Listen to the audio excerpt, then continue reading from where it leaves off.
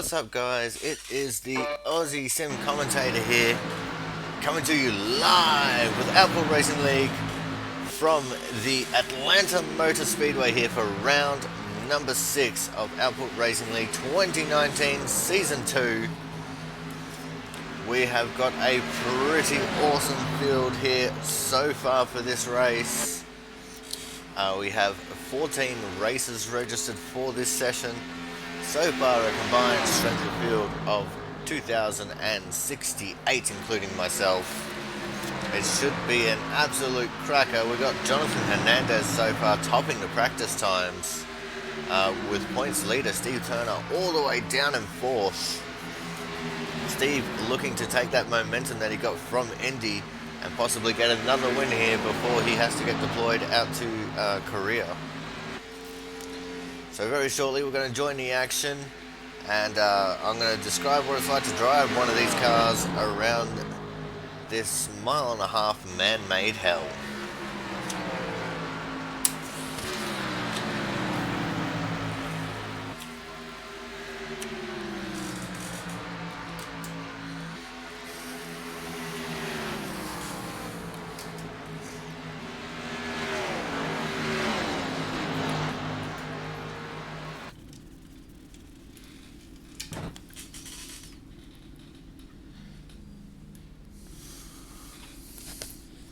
Let me just get this going.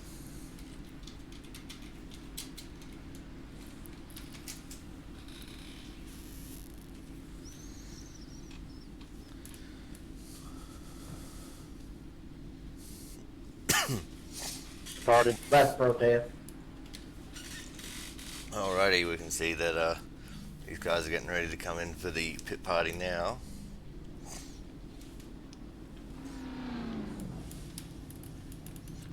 Gonna wait for everyone to get in here, because the only way we can truly show you guys what it's like to drive around here in these cars is to be in and amongst the group. Now we're just gonna go back to our pit box real quick, because we're barely back. We want to try and be on the outside towards the back.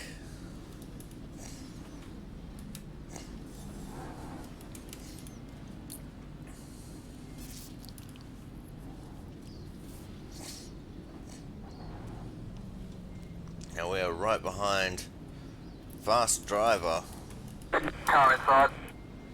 of Thomas Harmon. Car inside. Clear We're dropping to the back. Car inside. Still on the left. Clear inside.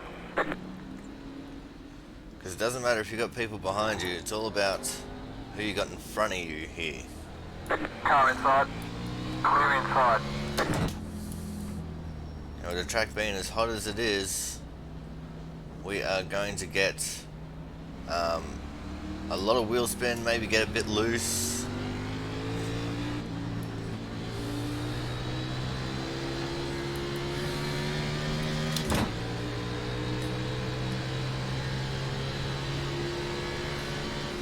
Looks like we're already over in turn 4, getting ready for the start of this. We'll unmute so we can hear the call for the Car green. up high. Slow car on bottom. 3, 2, 1, green.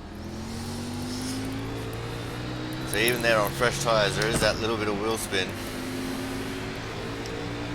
Thomas Harmon going for the big in the middle pass already. Now the track temp is very hot. I think some of the guys are saying it's upwards in the 110 range. As we've got someone spinning already. Pretty sure that was Jaron Sanchez going for a spin here in practice. Car inside. Thomas Harmon dropping to the back as we go through the middle Clear outside. of himself and Charles Becker. Now the first couple of laps you could drive around here full throttle just fine, as we see another crash now. Stay right. Stay right. Car inside. We get around that one quite nicely. But you can be full throttle for a little bit, not too long, but a little bit. So after a while of being back in the pack like this, you do tend to get a bit tight and you have to start lifting very quickly, especially with these track temps.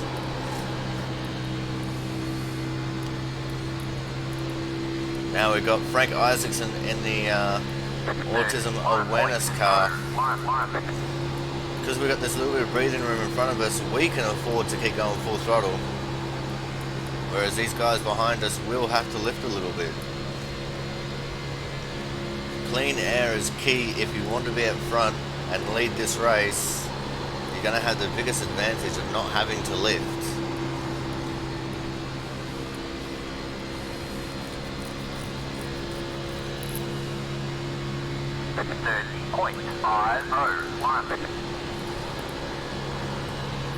You see, I've promoted myself up to V8 as I just touched the apron a little bit there, got very loose. Saved it though. Still on the right. Clear outside.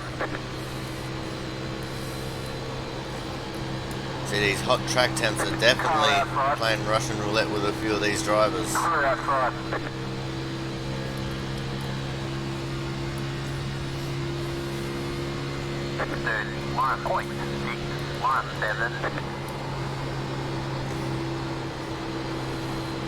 And you see, I couldn't go full throttle on that corner because of the aero push that these cars receive. Turn 2 and turn 4 are some of the major points that I noticed earlier on when I was just doing a little bit of a testy run to see what the tyres are going to be like when they get old. And turn 2, cars get very, very tight. It's actually quite incredible how tight the car really gets.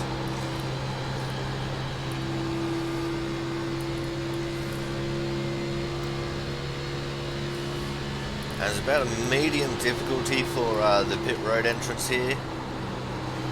I say medium for me because, well, I'm not good at getting to the pits in any car. But I made it in without a penalty that time. But you can definitely carry a lot of speed into it. 5.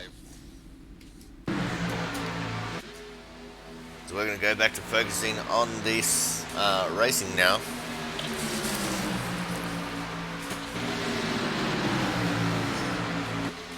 We're up here with the 12 of Matt Burgess, the 4 of Jaron Sanchez, the 5 of Mark Pentecoff, and I think that is the 88 of Jerry Glenn behind them. As we see Matt get loose there, the driver that we were actually focused on, and he drops back behind the 88 of Jonathan Hernandez.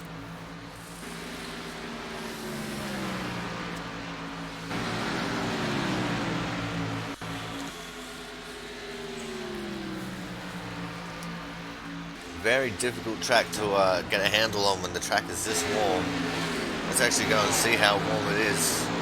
Track is 42 degrees centigrade, as we see Jaron Sanchez going for a big spin there. Let's just back that up a little bit and see what happened to him.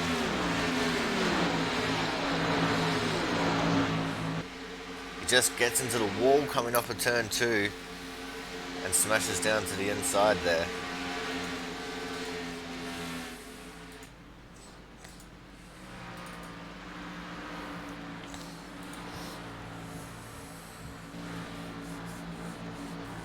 We've also got a new camera just for this race. We're in spectator cam right now. So we're getting the spectator's point of view of the racing from different points around the track.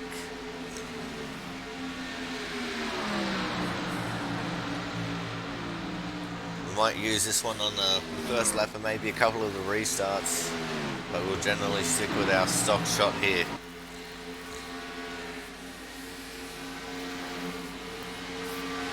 As right now we are focused on the 98 of Jerry Glenn.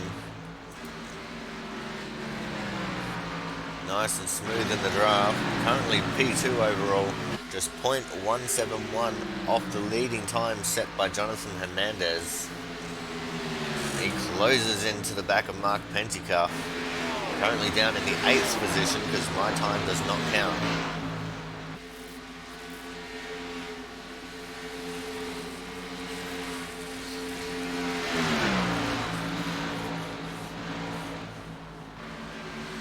Makes a very easy pass there on the inside of Mark.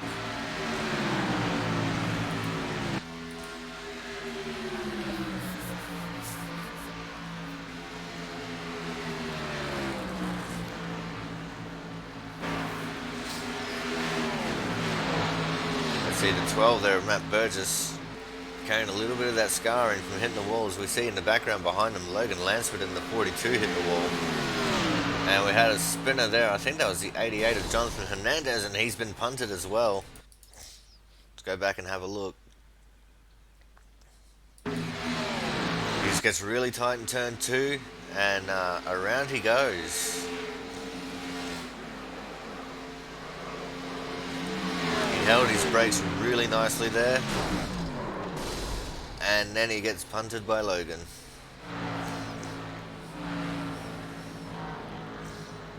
Good job on everyone else for missing Jonathan there.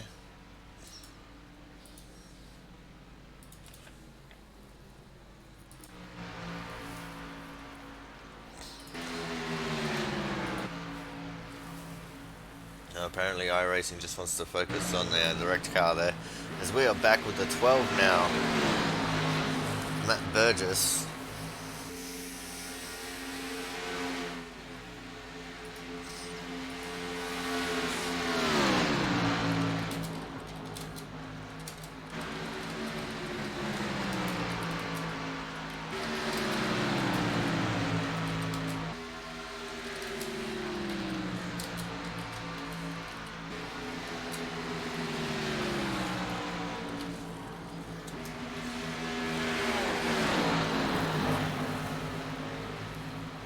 Let's see who else we got on track. We have got Thomas Harmon on track. He's there with the 1 of Brandon Bennett.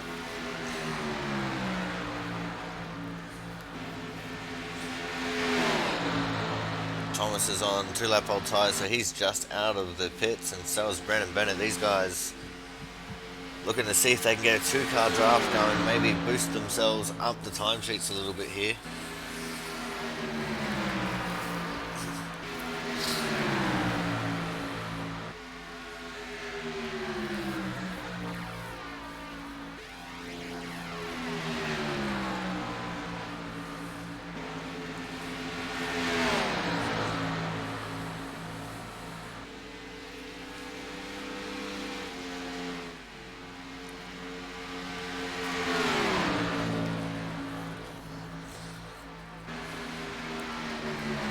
See Thomas much faster than Brandon, even with Brandon being in the draft.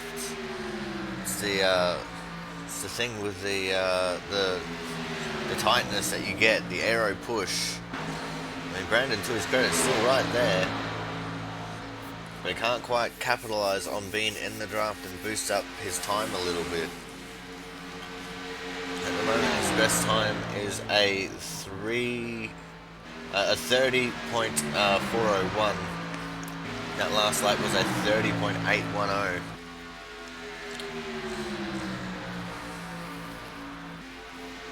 This time around, Brandon does a 30.606 to Thomas's 30.702.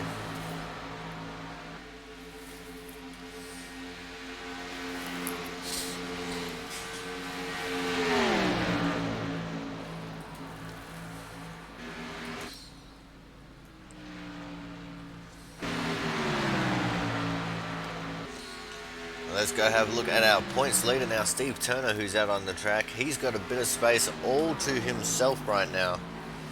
And looks like he's coming into practice a pit entry. Much more calm and controlled than my pit entry, I must say.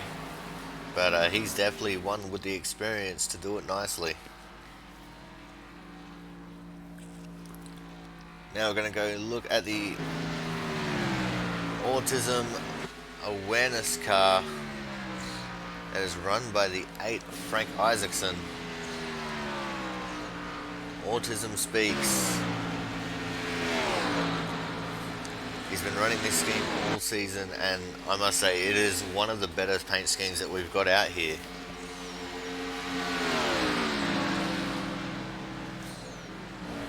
I really do love Frank's paint scheme.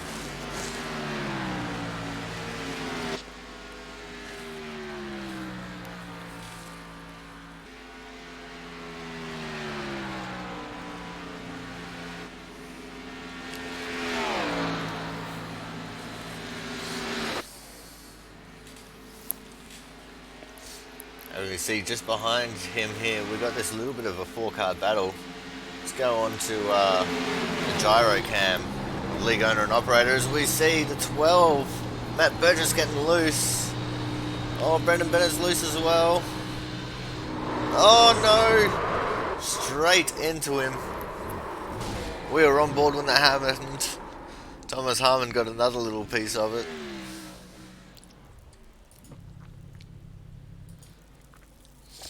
Thomas spun as well. Let's have a look at that from the outside of the cars. I think we went back a little bit too far there.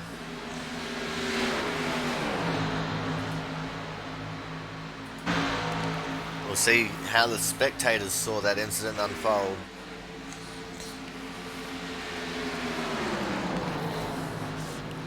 And there's the 12 of Matt Burgess getting loose. One car just couldn't regain his composure. Jaron could have gone low there, but decided to lock it up instead. And Thomas just got into him and went sideways as well. A couple of extra little obstacles there that a few people weren't expecting.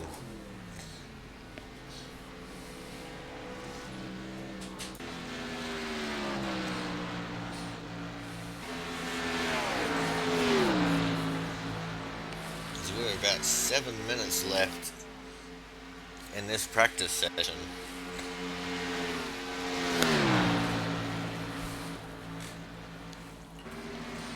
We're currently looking at the 5 of Mark Penticuff. But let's go over and have a look at the 13 of Travis Massia.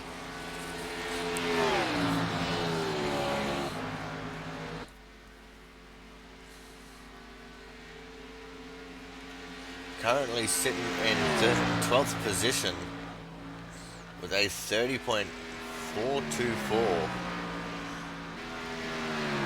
I mean, this is just crazy. You know, out of the 16 people, excluding myself, who've laid laps down, there is only half a second separating the entire field. Like, half a second is almost nothing.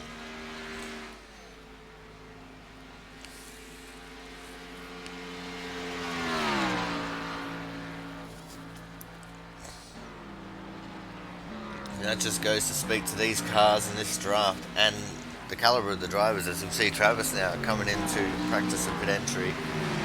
A little bit slower than Steve on the entry, but made it in safely nonetheless.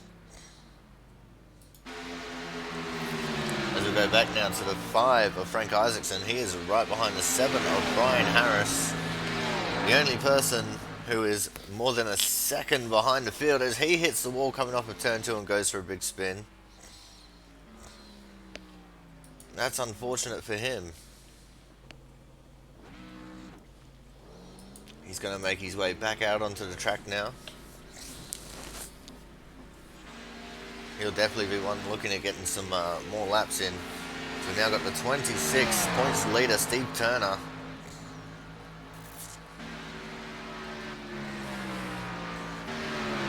And now we've got the 78 of Brian Pizzicami, who is just right up in front of Steve there. See Logan Lansford coming out of the pits.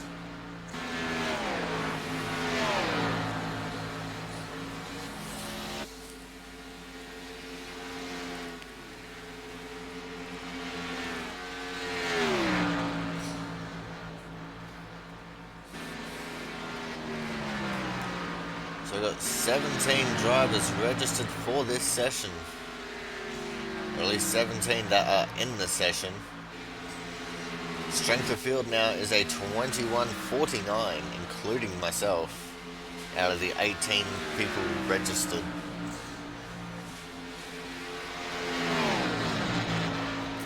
And all 18 that are registered and in the session have laid down a lap here in anger. We've got just 4 minutes left before we go over to qualifying.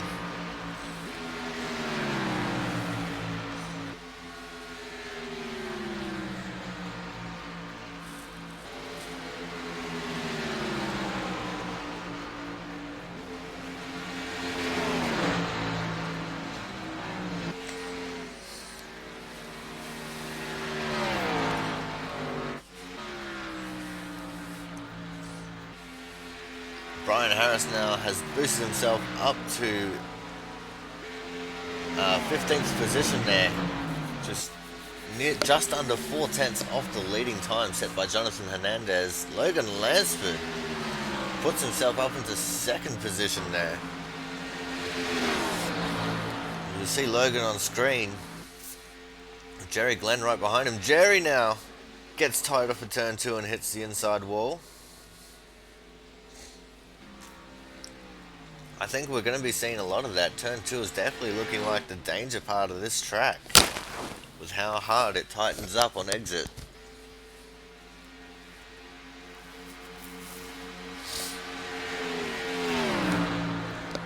I've got the 21 of Brian Chambliss on screen. He's right behind the 7 of Brian Harris. What can these guys do to try and improve their times with 2.5 minutes left to run?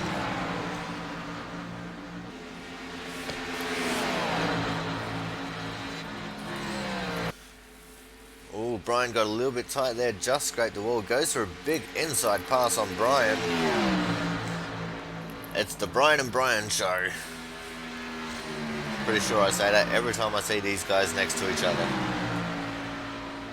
In fact, any of the Bryans next to each other. Brian Chambliss has now put himself up into the 3rd position, just .073 off the time set by Jonathan Hernandez. Brian Harris still down in 15th, .379 off the pace. Looks like Brian Chambliss has said, yep, that's all I need to do here in practice. Bring on qualifying. See Brian Harris still out there on track, just trying to get as much information as he can. Takes a little bit of the grass there on the second part of the tri-oval.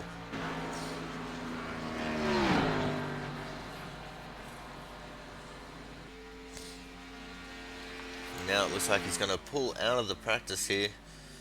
Maybe go and reset his car and get a new one.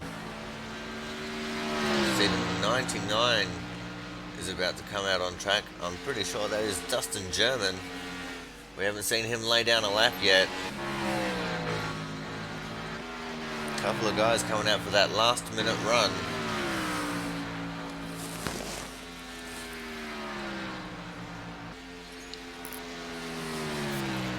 Caleb Finnan, 95. We got the 38 of Thomas Harmon, the 88 of Jonathan Hernandez. Oh, Jonathan got tight underneath Thomas there as he was coming down to the pits. He went for a little bit of speed there in the pit entry.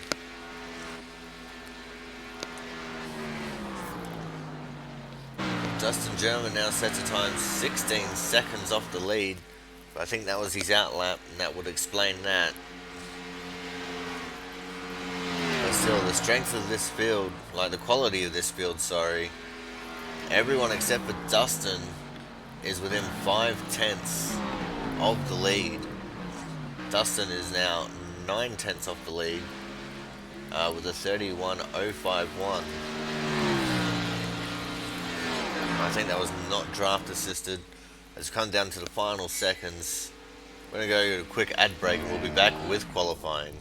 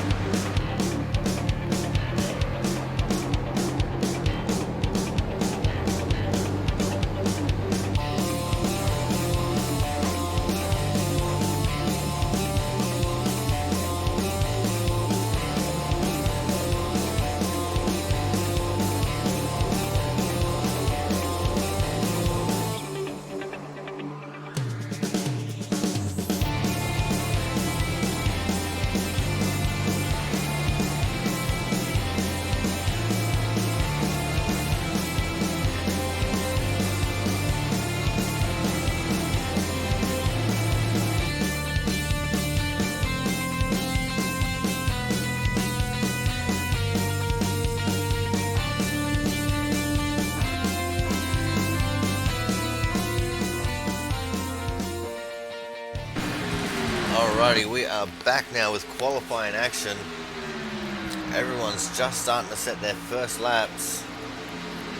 At the moment, right now, we got Logan Lansford on top of the timesheets with a 30.228. I know the position ticker there at the top of the screen says a 30.23, but that's because it only goes to the second decimal place. But we should be seeing these times just sporadically changing. Jonathan Hernandez now with the top time at a 30.052. Everyone is within 6/10 of the lead. See a big battle there. Involving the, oh, we got a crash. Got Logan and Jonathan Hernandez in a crash there.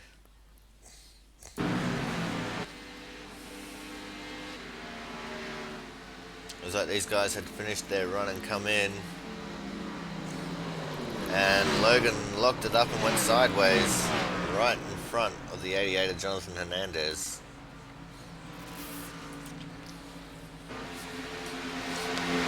Go back to the on-track action. Got Jerry Glenn right up behind the 28 of Brandon Stevens, with Brian Harris in the 7 right behind them.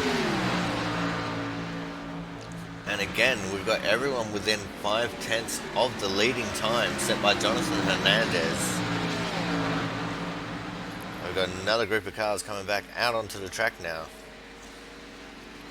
Looks like they come out there right with the 13 of Travis Massia, who is in the middle of setting a lap, I do believe.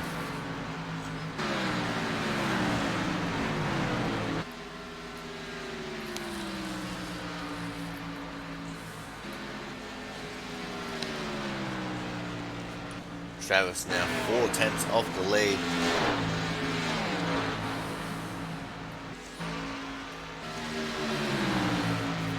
Now we've got Caleb Finn and Jaron Sanchez battling it out there to try and get a fast time. Jaron currently in the 7th position. See now Dustin German, Brian Beach and Travis Massia.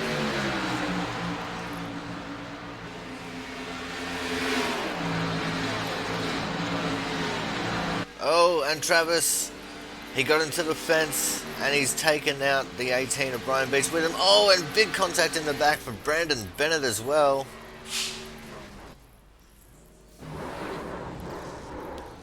And it looks like Jonathan Hernandez got a piece of that as well. Let's watch this from Jonathan's on board. So he's just coming out of the pits when this happened. Let's take it right from his nose cone. Oh, he sees the crash happening. Oh, looked like he actually beelined straight for the crash. I feel a little bit less bad for Jonathan now.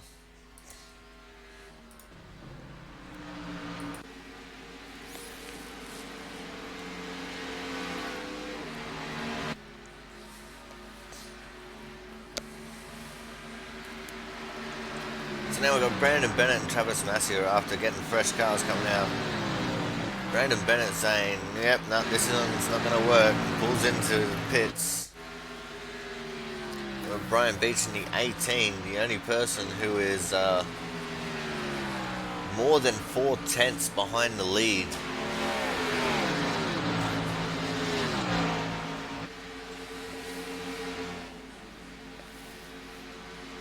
Let's see what Brian can do here.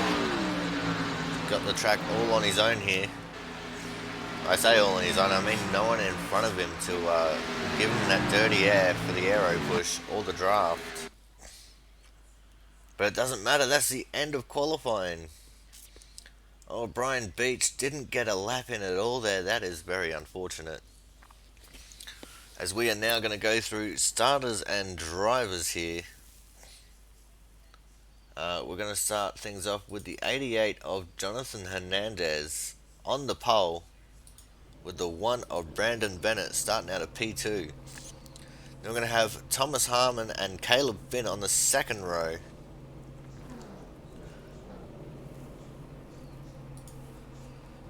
with Logan Lansford in the 42 and Matt Burgess in row 3. Jaron Sanchez will be starting out of the 7th position, with Mark Pentecoff starting out of P8. Out of 9th, we're going to have the 99 of Dustin German with Frank Isaacson on his outside. The next row we'll see the 98 of Jerry Glenn in 11th, with points leader Steve Turner starting out at P12. Wow. Positions 13 and 14 we'll see Brian Harris in the 7 and Brandon Stevens in the 28. Just behind them in 15th and 16th we're going to have Brian Chambliss and Charles Becker. Then we're going to have Travis Messier in the 13 starting out of 17th, with Brian Pizzicami out of 18th. And 19th is going to be the 18 of Brian Beach. No time recorded by Ty Marasco or Gerald West. Hopefully they can make it here before gridding finishes, which is just in 13 seconds.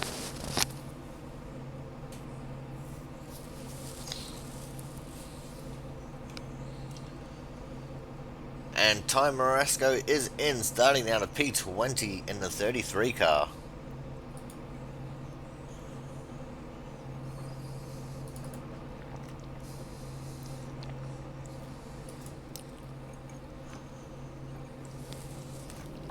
It doesn't look like Gerald West is going to make the grid.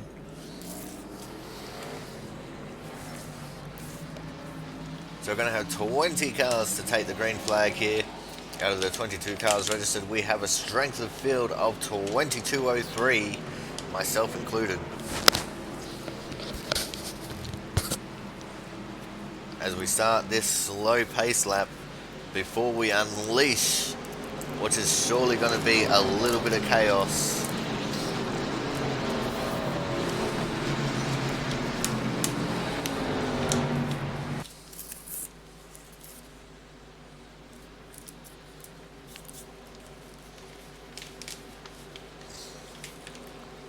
When we get around to the middle of 3 and 4, I'm going to swap it to the spectator cam, and we'll watch this race start with the spectators. We're going to turn 3 now. Let's do the camera swap. And thank you to those fans in the crowd who have kindly allowed us to hack into their video cameras so we can see the action from their point of view. The pace car is in, and we are off and racing here for round number 6 of the Output Racing League from the Atlanta Motor Speedway. Thomas Harmon with a big jump from that second row. Already on the outside of the 88 of Jonathan Hernandez. Doesn't look like he's quite got the run. Maybe he can get a pushing partner to push him in front of Jonathan. 2 by 2 we go into 3 and 4.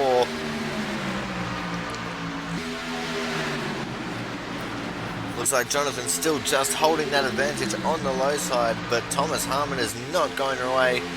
Right behind them we have got the 42 of Logan Lansford. As we see, Gerald West is in the pits. He made it late to the race, so he's going to incur that penalty.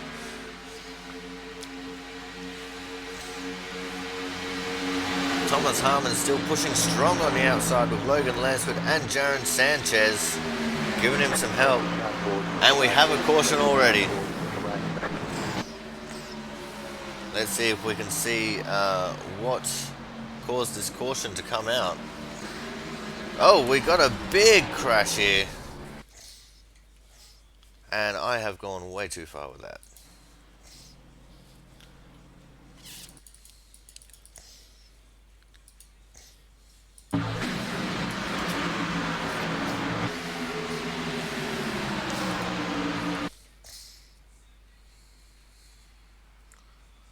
Alright, let's see if we can see when it happens. There it is. So it actually all starts with the 5 of Mark Pentecoff there.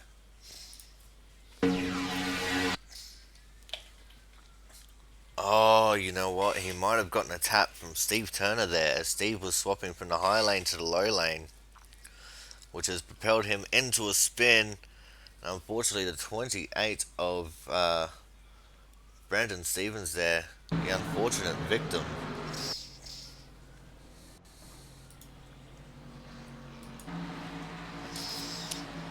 As we got the first round of pit stops, everyone coming in for a stop, except for Brian Harris, I think, who stayed out, and Caleb Finn as well.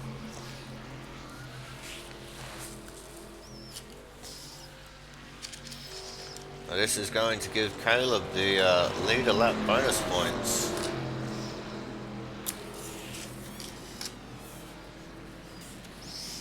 And this first big crash also greatly benefits the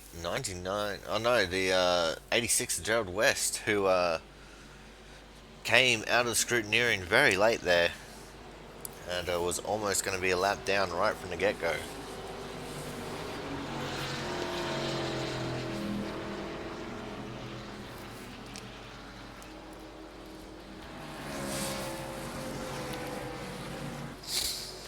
And we're just going to wait to see how things pan out when they come across the line. I don't have any updated software, but I think Steve Turner might be sitting pretty there in second.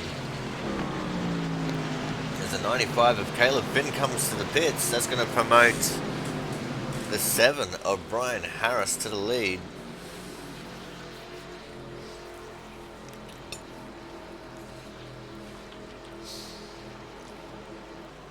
So yeah, as it is, we've got Steve Turner in second, Logan Lansford third, Thomas Harmon in fourth, and Jonathan Hernandez in fifth.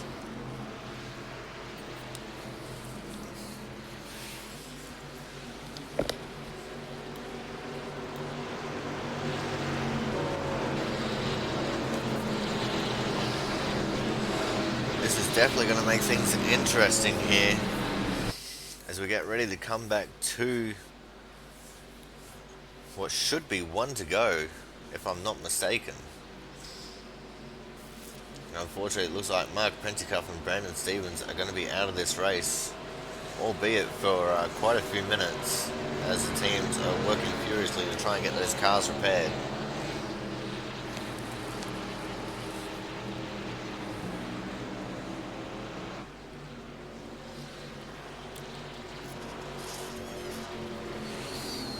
Steve Turner, the main perpetrator in that crash.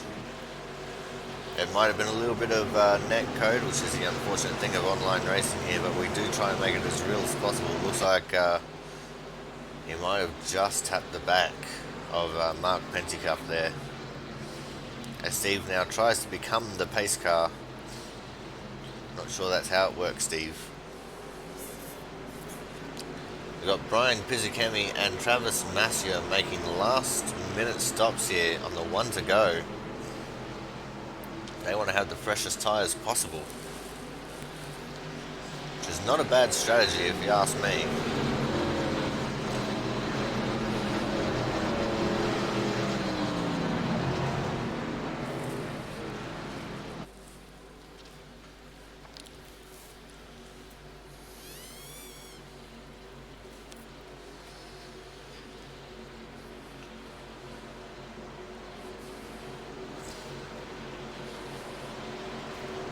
Travis Massier will want to get going pretty shortly here as the field is entering turn 3.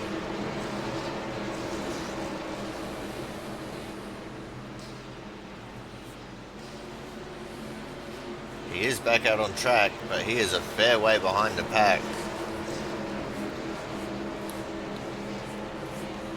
As is the 78 of Brian Pizzicemi. And we are off and racing here again. Brian Harris waited until the green flag to get going. You can see a lot of bump drafting going on in the start here to try and get an advantage for any lane possible. But Thomas Harmon pushing Steve, trying to get him up there. As we almost go 3 wide for the lead. We do go 3 wide for the lead now as Steve takes that middle lane. We're almost 4 wide. Jonathan Hernandez trying to get down on that inside line. Brian Harris now dropping like a stone. Oh, we got another spin. It's Logan Lansford in the 42, and we got a big crash behind as well. I see that Brandon Bennett is involved in it.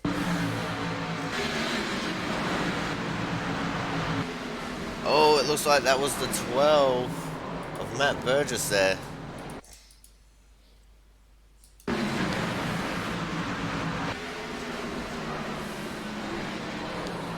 Oof. That definitely looked quite a bit ugly. So let's watch this in slow-mo now. The 12 checking up for the 42 of Logan. Just gets a bit of a tap there from Jaron Sanchez, league owner and operator.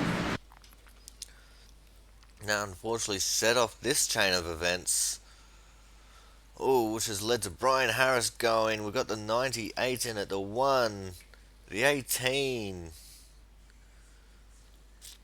Who seems to be ghosting through most of it. Oh, but he got some solid contact there on the 12. Looks like the 33 might have also gotten a piece of that as well. There will be a lot of cars affected by this crash. So we see now the 12 just getting into his pit box.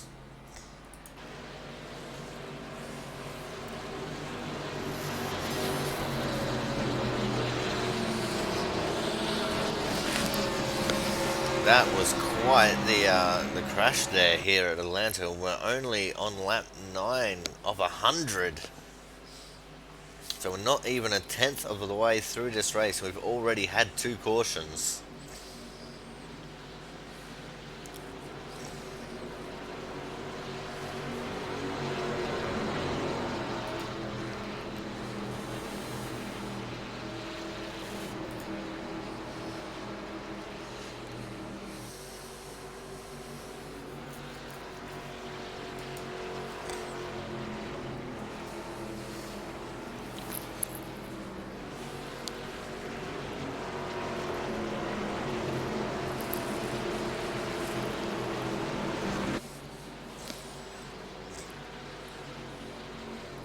It looks like we're only going to have 12 cars on the lead lap.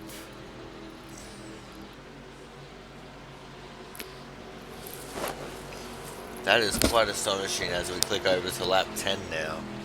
12 cars on the lead lap. We started with a field of 21 for this race.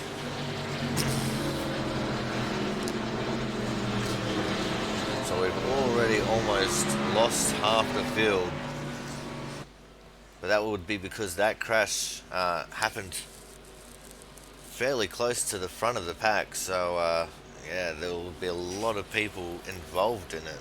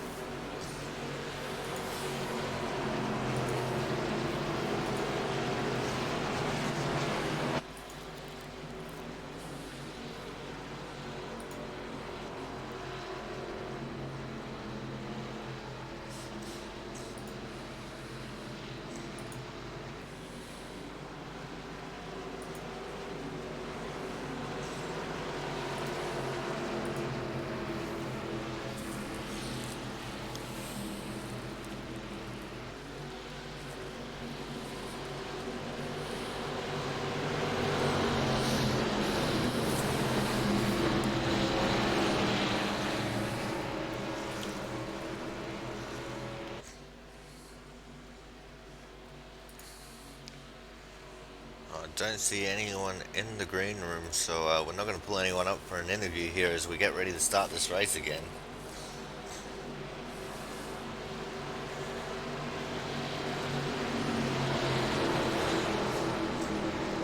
"12 cars on the lead lap, 1 a lap down," which was the one who kicked off all that. Logan Lansford, who went for the spin.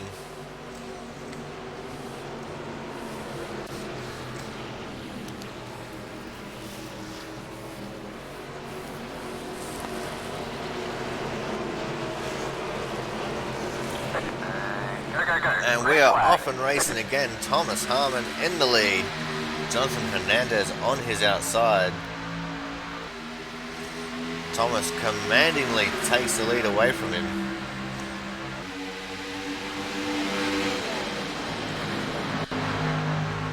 We lost a lot of good cars to that crash. But hopefully with the field that we got, we'll be able to keep things going here.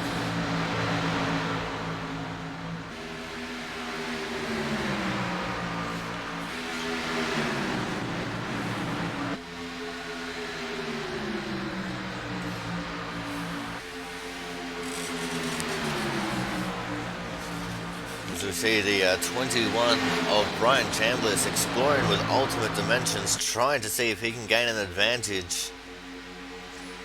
Doesn't look like it's going to be able to work for him. He's still maintaining the same amount of speed that he had previously.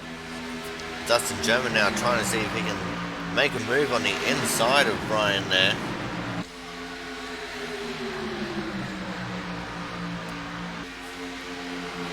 Thomas Harmon with that fresh air. As we see Dustin German now making that inside move on the 21 of Brian Chambliss. Right behind him is the 26 of Steve Turner, the points leader right now. And the 88 of Jonathan Hernandez has now just made an inside move to take the lead from Thomas Harmon. Jonathan Hernandez number 2 in points at the moment. And Thomas fights back on the inside. Thomas says this is not the way it's going to go. I'm going to lead this race and you're going to sit there and like it. Now we see Steve Turner on the inside just behind these guys trying to take 4th away from Brian Chambliss.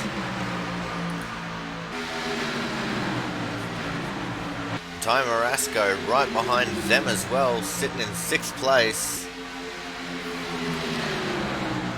Hoping that one of these two is going to make a mistake so he can take 5th away.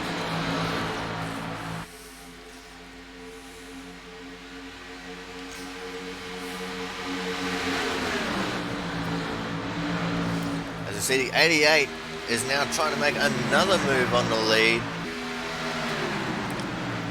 I'm not sure whether these guys are leapfrogging to try and gain the advantage. I don't think so, or else Thomas would have just pulled in behind Jonathan right there. Thomas trying to maintain his momentum on the outside, cuts down underneath Jonathan with the switchback. The race is definitely on for these top places. Steve Turner now dispatches of Dustin German for 3rd place and is right on the tail of Thomas Harmon. Steve is probably in the best position right now because he's got the whole track that he can use. As you can see there, he cuts across the front of Dustin German and Brian Chambliss, so he can get the best run through the corner. And now Jonathan Hernandez back on the inside to take the lead from Thomas. He couldn't quite get it pulled off there. I think he got a little bit tight, had to get out of the gas. Thomas Harmon on the outside taking the advantage. Steve Turner seeing this says, you know what, I'm going to try on the outside now. As he pulls up to the side of Jonathan Hernandez. Jonathan must be struggling with a fairly tight car, as Steve Turner has now taken 2nd place on the outside in turn 1 and 2. Jonathan Hernandez now trying to see if he can get anything going on the outside. It looks like he lost more time than he would have on the low side. I think Jonathan is struggling with the setup right now, or the tyres. I don't think he has an idea on how to race this with older tyres at the moment. You see Brian Chambliss still trying to play with those alternate dimensions, trying to gain whatever advantage he can. Gerald West now moving himself up into the 4th position after starting at the very, very, very back in the pits. The battle is definitely on for the lead though, between the 38 and the 26. Steve Turner around the outside. Oh, there's contact. And Thomas Harmon has gone around.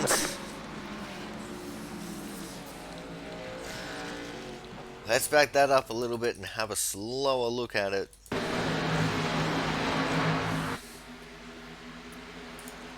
If I was a little bit faster on the buttons, that is. So that started over here in the middle of turn 2. Thomas got really tight there. I think Thomas was trying to pedal it as much as he could to try and stay off of Steve. Couldn't quite pull it off. Slight little bit of contact, maybe. Maybe not. Maybe Steve just overreacted to the situation there. Either way, Steve got the wall in turn 2 there. And in his efforts to try and save it, unfortunately came down and hit the side of Thomas Harmon, sending him for a spin. Just caught the wall there with his rear left corner, tearing off the entire back of the car. Luckily though, no one else got involved in that.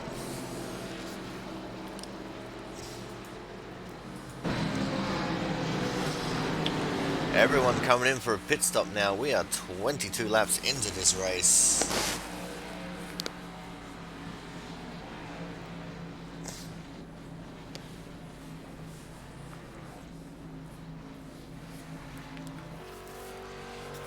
And we've got the 13 of Travis Massier, who has stayed out. He wants to get those bonus points for leading the lap.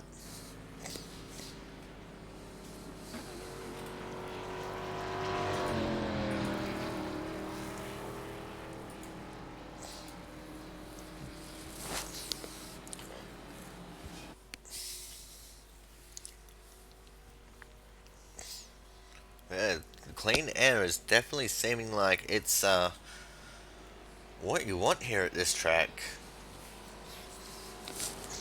As we do officially have one retirement for the race, and that is the 7 of Brian Harris.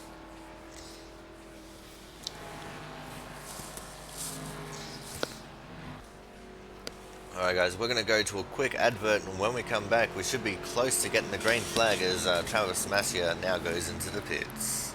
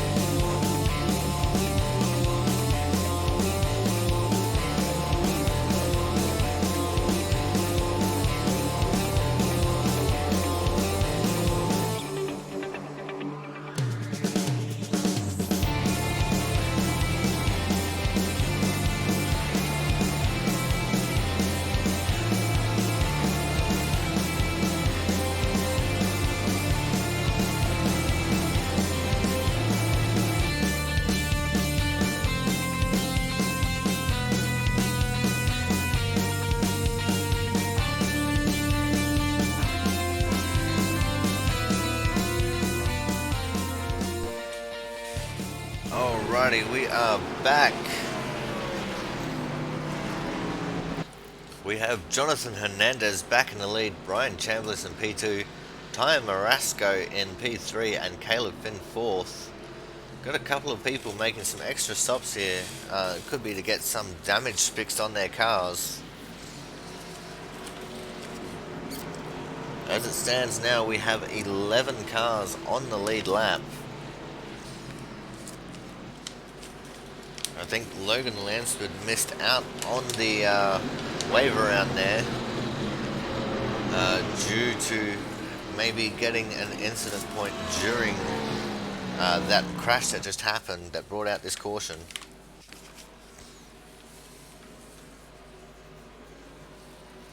As we can see, some very ordinary looking cars there in the background. One of which being the 5 of Mark Pentecoff, 22 laps down.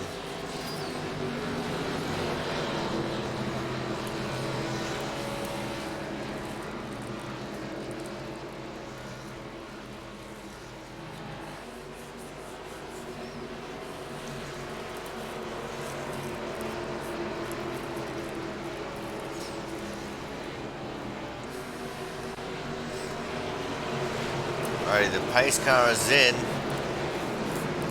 And we are off and away again. This is restart number 3.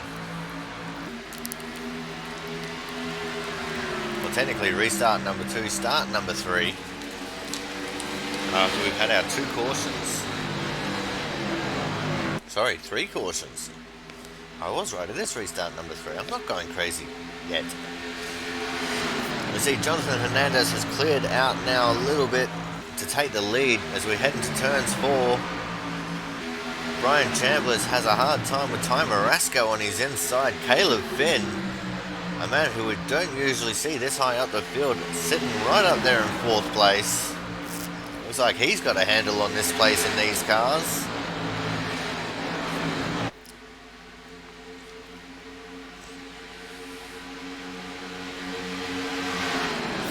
Come through turns 3 and 4 again. This battle for 3rd is looking pretty good, especially with the 16 of Charles Becker up in there. It looks like Ty Marasco has now won out for 3rd place there. So the battle now is between the 95 and the 16. It looks like the 95 of Caleb Finn just takes 4th place with authority there. Oh, we got some more contact! The 16 is gone to the infield there on the back straight. No caution, we will go back and have a look at it.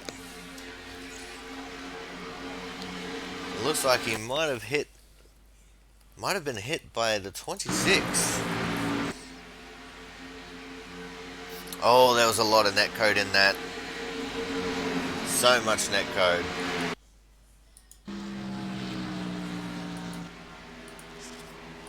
We are now back at the front of the field. We've got Jonathan Hernandez followed by Brian Chambliss, 33 of Ty Marasco. And it looks like we've still got the 95 of Caleb Finn in 4th. 5th is going to be the 86 of Gerald West. Steve Turner just in there behind Thomas Harmon in 7th place.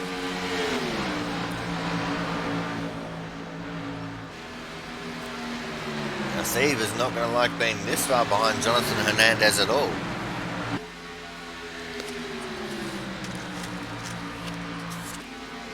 As we see the 5 of Mark Pentecoff coming out of the pits there.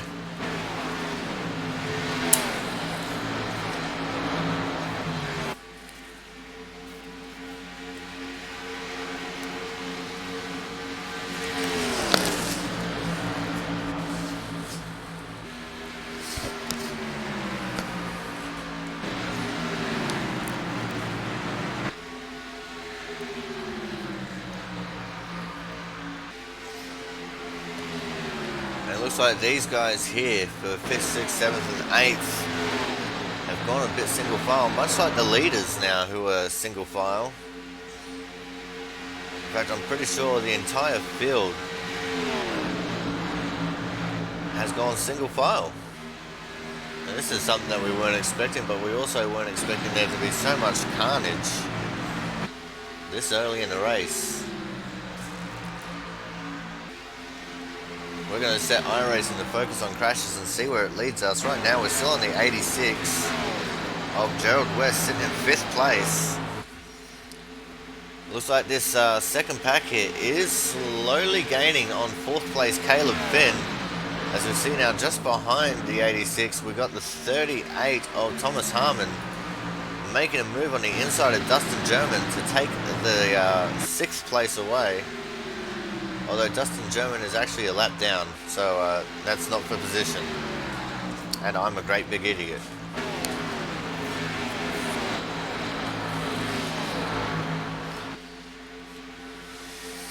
Got all these things sitting up here on my right screen, and I wasn't paying attention to a single one of them.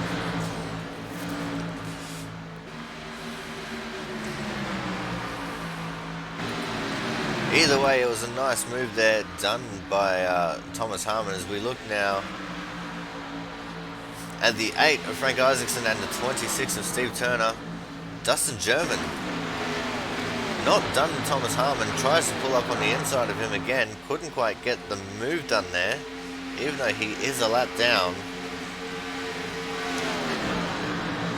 But if the caution was to come out now, then Dustin will be right in the box seat in the first car a lap down, so he would get that lucky dog wave around.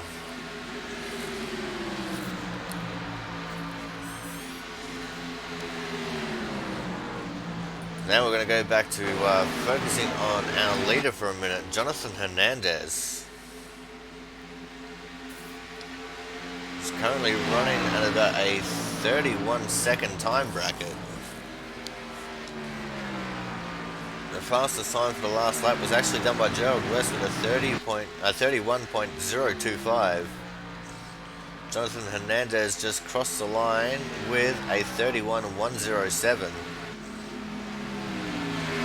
Which is the fastest time for that last lap. So that's how much the clean air really helps. Especially on these mile-and-a-half tracks.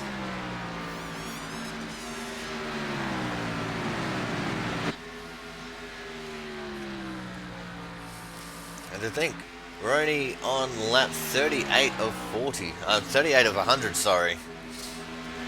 Don't know why I was thinking 40.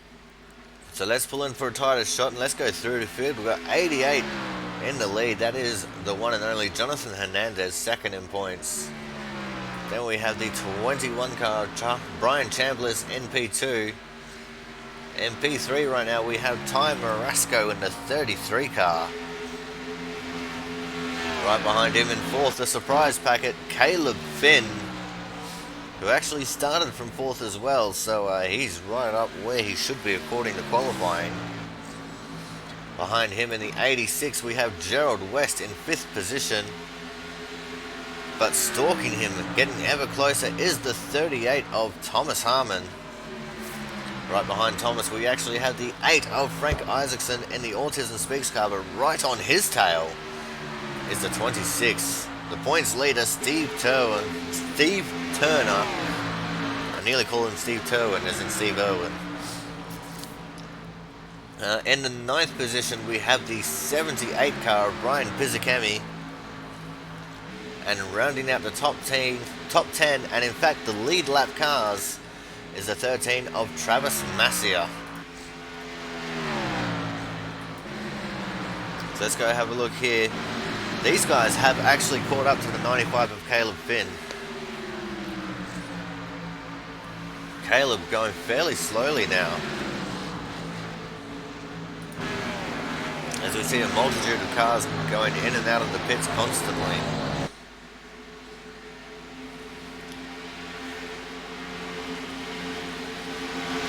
It looks like Gerald West is going for the move on Caleb on the low side. Gets it done very easily. Caleb not looking to fight that too hard, although he cuts back down to the inside to try and get a run going. Couldn't stick the nose in. Gerald is going to take that position with authority.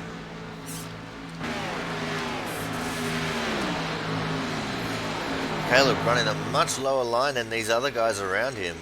I'm not sure if he's going to use that to his advantage or not. Don't think he will. As you see in the background there, the 8 car of Frank Isaacson getting passed on the inside by the 26 of Steve Turner, although Steve not getting that pass done easily actually. He almost had the move done, and then he lost all the momentum on corner exit. Looking like the high line is the place to be right now if you want to defend.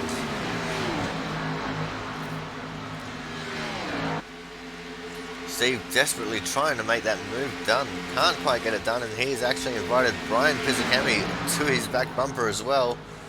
Brian now looking to the inside of Steve to try and take the 8th position away.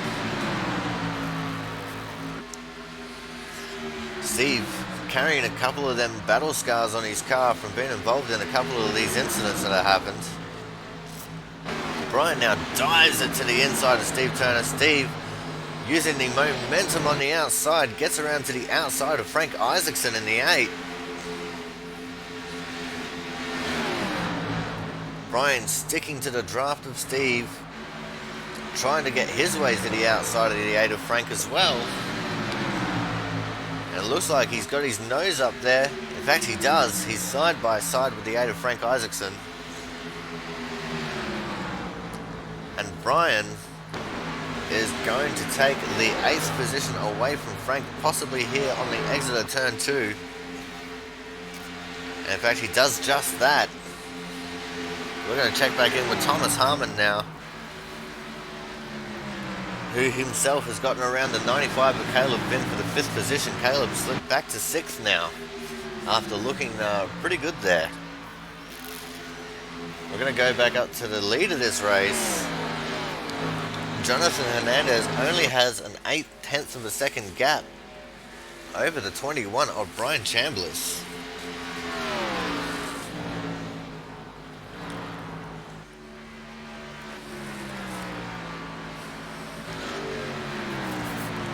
But he's still looking pretty there in the leading position as we come up towards halfway in this race. We're only a few laps from it. You can see the pace of the cars is much slower than what it was before. We are almost 2 seconds off the optimal pace of these cars. Jonathan lost a 10th there to the 21 of Brian Chambliss.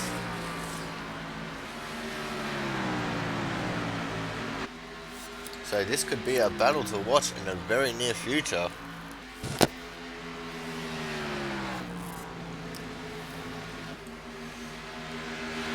Looks like Jonathan responded a little bit, but still lost half a 10th to Brian. As the drivers will now be starting to think about the possibility of green flag pit stops, as we saw in the background shot there. 33 of Ty Marasco getting into the wall on the exit of 2. Gerald West on his outside to take the 3rd position away. Does it with ease there on the high line.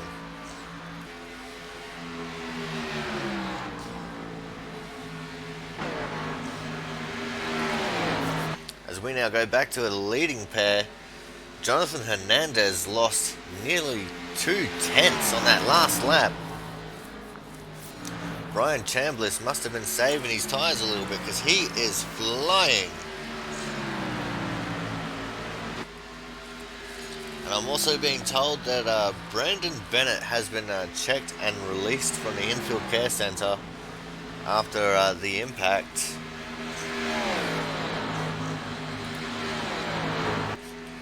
But as far as I know, he was not willing to do an interview at this time, saying that things were still a little bit fuzzy, so he wanted to go and have a lay down.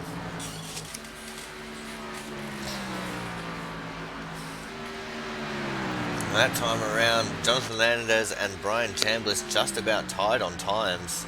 Brian still having the advantage though, just ever so slightly, pulling closer and closer to Jonathan. Jonathan responded that lap with a slightly faster time, but that could just be because of the dirty air that Brian is now contending with.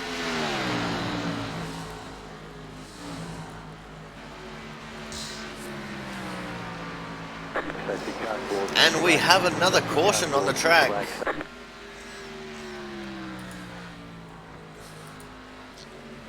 Let's see if we can see what happened here. Oh, we got the 33 of Ty Marasco going around. Let's see what's happened. He was in there behind Gerald West. And he's just hit the wall coming off turn 2. He's loose, he's loose, he's loose. He's spun. Oh, and he's just tapped the wall on the inside. And he stuck his nose back out onto the track. Not intentionally, of course. You can see after he hit the wall there on the inside, he did lock up his brakes trying to miss it. So that has brought out another caution as we are now on lap 52 in this race. Everyone will be looking at pitting now. I was talking about the possibility of green flag stops, but that's definitely not going to be a thing now. And while we're here under caution, I'm going to take a quick break, and when we come back from the advert, we should be getting close to a couple to go to green. So you see a few cars on these old tyres just slipping through their pit boxes. Anyway, we're going to an advert and we'll be right back.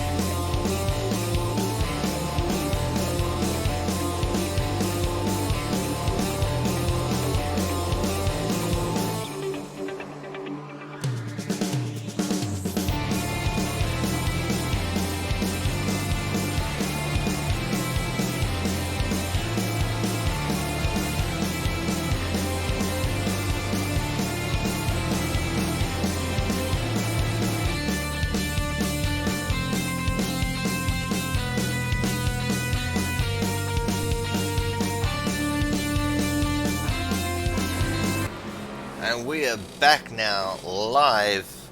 I think we should be on about 2 to go here. The current order: Jonathan Hernandez, Brian Chambliss, Thomas Harmon, Frank Isaacson, Brian Bizakemi, Caleb Finn, Gerald West, Steve Turner, and Travis Massia. 9 cars left on the track, all of them on the lead lap. As we see now, Dustin German, who is a lap down, coming out of the pits.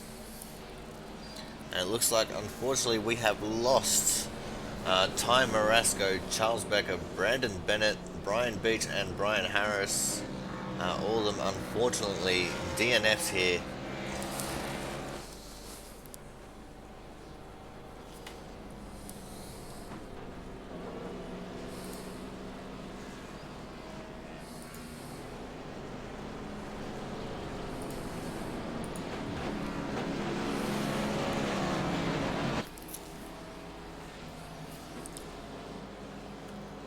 As we now have an interesting circumstance here. We're on lap 55, which means 46 to go. The fuel tanks will last just about 40 laps. So these guys will have to make at least one pit stop to make it to the end.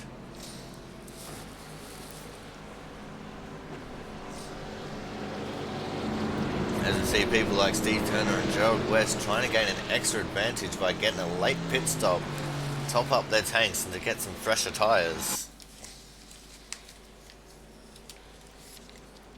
We have 9 cars on the lead lap, 5 cars at least 1 lap down. In fact, 1 car is 35 laps down. That is Matt Burgess in the 12.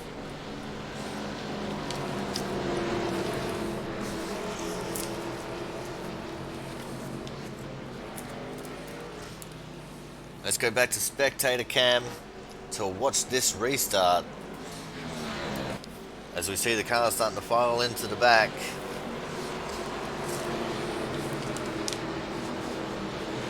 The pace car is in. And we are off and racing here again.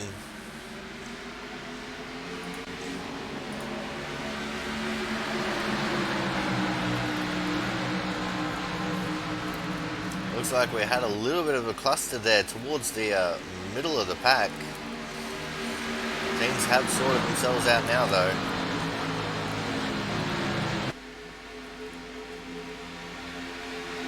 As we see all the 3D peoples in the crowd. No 2D in this section.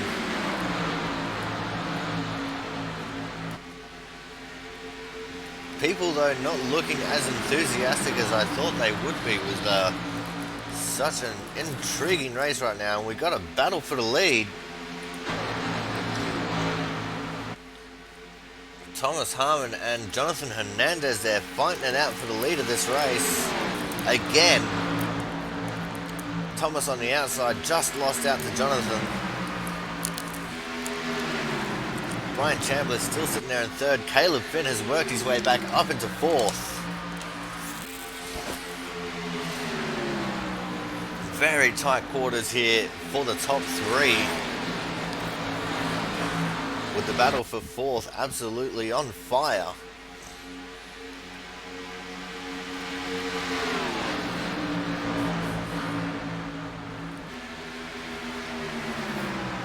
Looks like Brian Pizzicami trying to get that fourth place, has the run on the outside, and he's going to take it. In fact, he's going to try and battle for third. He's on the outside of Brian Chambliss in the 21. Looks like that outside line is starting to come in good and proper. As we see in the back, Steve Turner. Oh no, points leader Steve Turner got loose coming off of turn 2, smacked the inside wall. The caution has not come out. We're going to go back to this battle at the front. Looks like Brian Pizzicami in the 78 on the outside of Brian Chambliss. He has the advantage in some places, but not in all of them. And right behind them we have another battle. It's the 86 and the 95. That is Gerald West and Caleb Finn respectively. Gerald with a better run on the inside on the entry to the corner. Caleb with a run on the exit of the corner.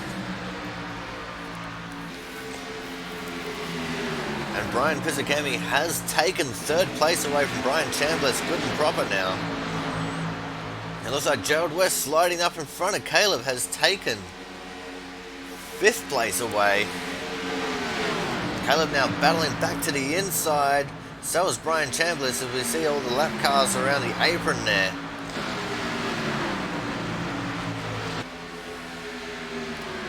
Caleb has dropped off the face of the earth now. I think he got a little bit balked by some of that loud traffic on the apron. He's fallen back to the clutches of the 13 of Travis Massia. As we go back up to this battle ahead. Still got the 21 trying to fight on the inside of the 78. At the same time, they've reeled in Thomas Harmon in the 38. Jonathan Hernandez has built nearly a full second gap on these guys. And we have indeed lost Steve Turner. He is out of the race. His repair clock has expired.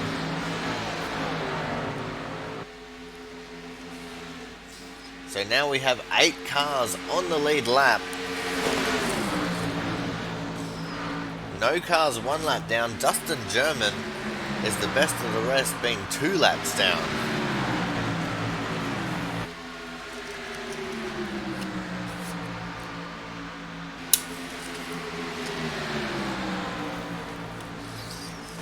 Looks like these guys have gotten themselves sorted out a little bit now, but Jonathan Hernandez has absolutely flown away from these guys. I say they've gotten themselves sorted out, but I'm wrong. Gerald West now going for the big inside move on Brian Pizzicami. Can he get it done on the exit of 4? Looks like he has. No, not quite. Pizzicami with the big run on the outside with all the momentum, gets back to his side, but it looks like it's all academic now as they head through turns 1 and 2.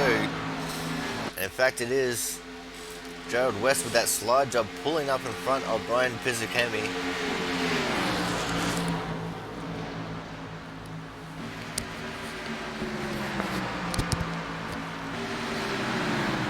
And it looks like now they've gotten themselves sorted out a little bit.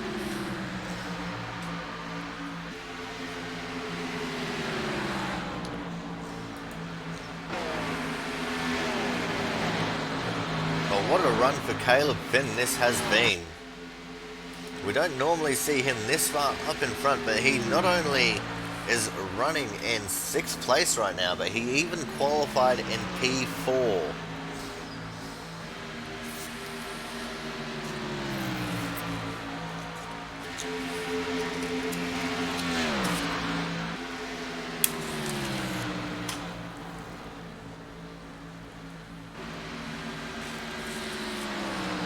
And that's really what makes things amazing here.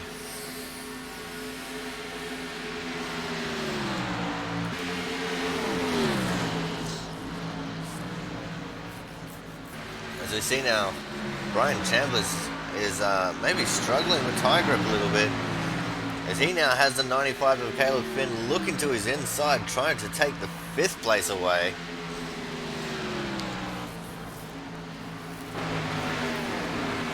And another note, Jonathan Hernandez has built nearly a full 2.5 lead to the 2nd place car as we enter some pretty serious lap traffic here. Caleb Finn has indeed taken 5th place away from Brian Chambliss.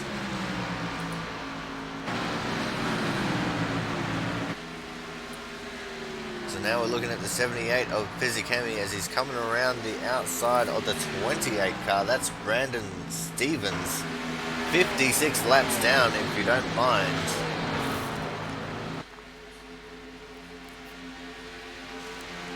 He's definitely the winner of behind.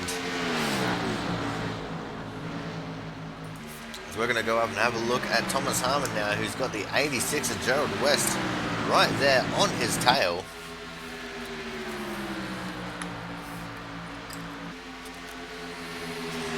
Gerald now looking low. It's almost as if he knew that we'd swapped the camera to these guys, because as soon as we did, he went for that move. Couldn't quite get the slide job pulled off there. Thomas Harmon fighting back hard on the outside.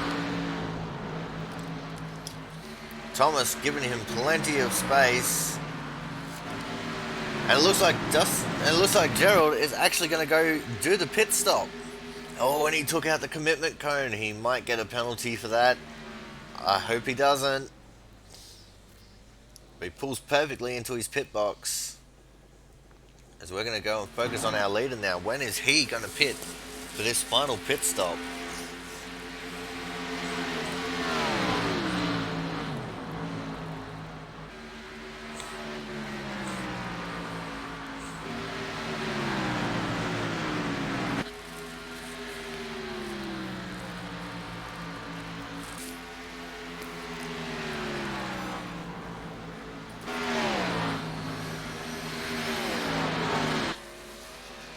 Jonathan now with a 2-second lead over the 38 of Thomas Harmon. Gerald has dropped down to a lap down now. In fact, he's still in the pits. Very long pit stop here by Gerald. Not sure what's taken so long. He's now on his way out. That was a very, very long pit stop there for Mr. Gerald West here. So we're going to go back to looking at our leader now, Jonathan Hernandez.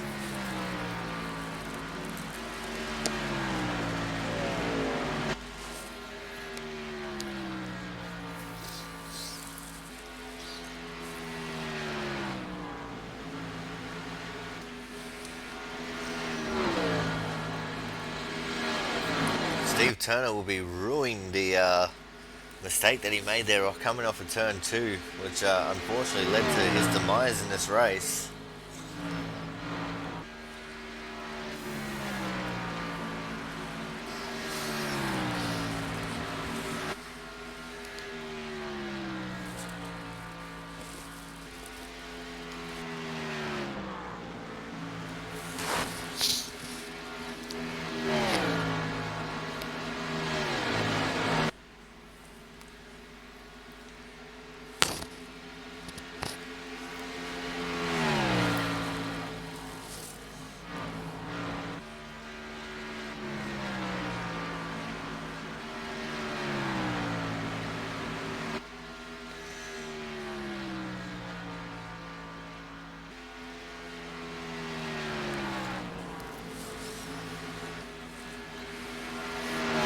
Looks like Frank Isaacson has made his way to the pits. Let's check in with Frank, see how he goes with getting into his pit box.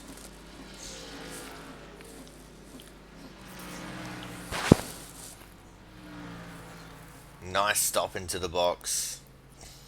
He's definitely getting 4 tyres, as you can see there. The right side of the car lifted up. Now to the left. Should be a much faster stop than the one that we saw by Gerald West. And it looks like we've also got the 21 of Brian Chambliss in the pits now. Nice stop into his pit box as well. We're going to go back to the 88 of Jonathan Hernandez. When is he going to make his stop? He doesn't want to leave it too long because the new tyre advantage is huge around here.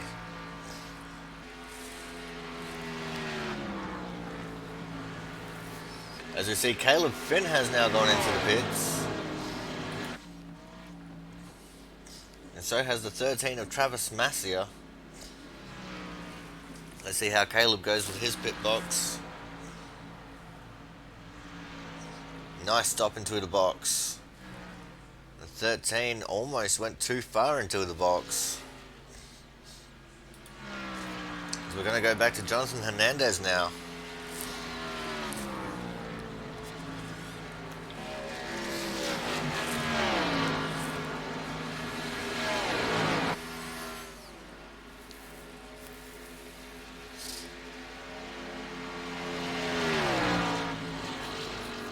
Jonathan Hernandez will have to seriously be thinking about coming in for this pit stop. Because even though he's got 2.5 second lead, you know, the advantage of the new tyres, if Thomas and Brian decide to go onto him before him, is going to be absolutely massive.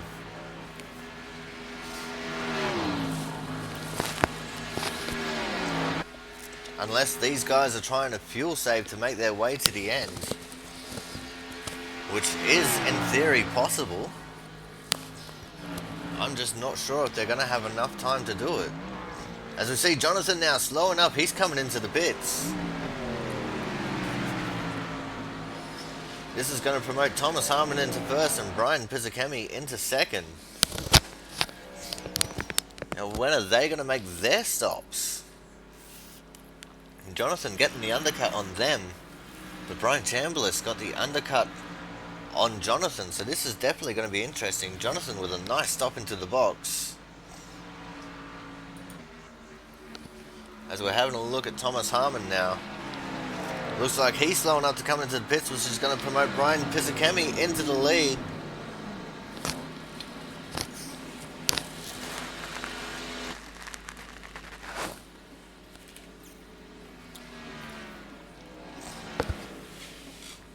Brian now, you would think that he would be trying to play the fuel saving game, being the position that he's in.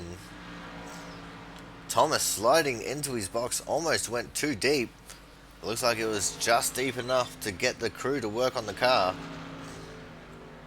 So we're going to go and focus on Brian Pizzakemi right now, who has come into the pits as well. I don't think that was such a good idea. He coming in 2 laps after Jonathan, that is going to ruin his chances of trying to get the win here. Oh, and he's even slid too far into the box. He had to back up. Oh, that is going to be his race done. As now we're going to look at Jonathan Hernandez, who should be returning to the race lead, but he's got Brian Chambliss on his outside. We got too many Brians in here. Brian with that undercut just about got around Jonathan Hernandez.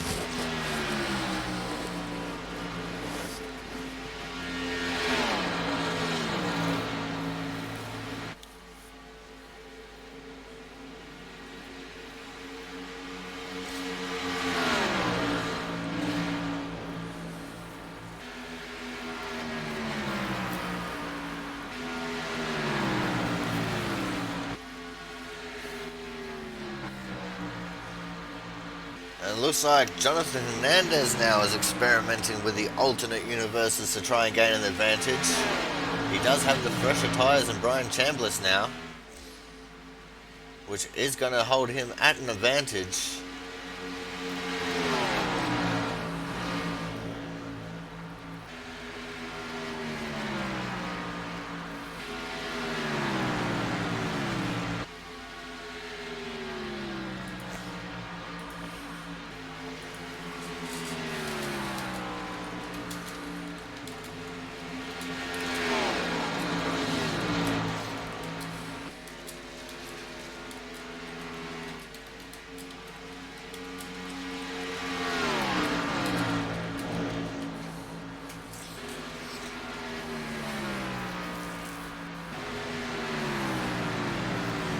Jonathan Hernandez continuing this string of luck that he's had here today, pulling out to almost a full second lead over Brian Chambliss. But look at who is in P3. It is indeed the 95 of Caleb Finn. This is going to be really big for him if he can hold on to this third place or even get second from Brian Chambliss, who is only just up a little bit in front of him on the track. As he crosses the line now for 14 to go.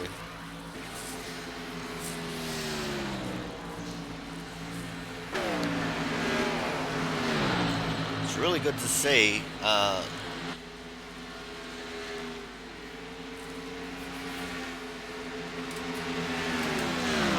Really good to see Caleb doing this well at the moment, as he is almost right on the tail of Chambliss.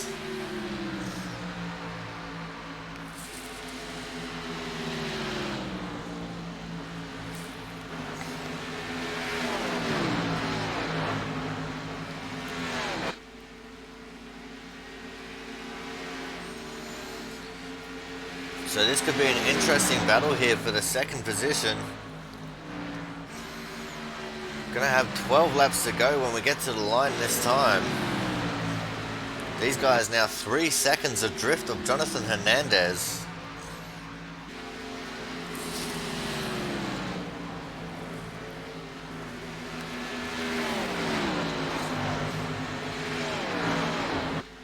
Looks like their tyres might have evened out just very slightly. Got Thomas Harmon back in 4th, Brian Pizzacami back in 5th. 6th is Frank Isaacson, 7th. Last car on the lead lap, the 13 of Travis Massia.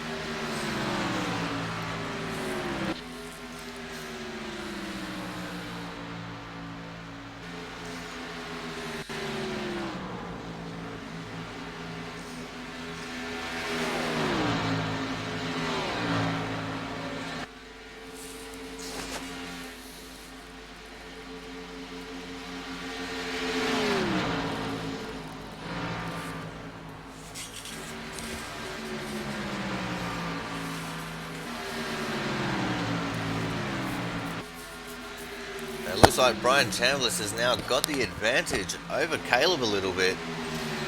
Caleb, who was looking so strong for that little bit, looks like getting into the dirty air here has just stuffed him up a little bit. Can't quite get that run that he wants.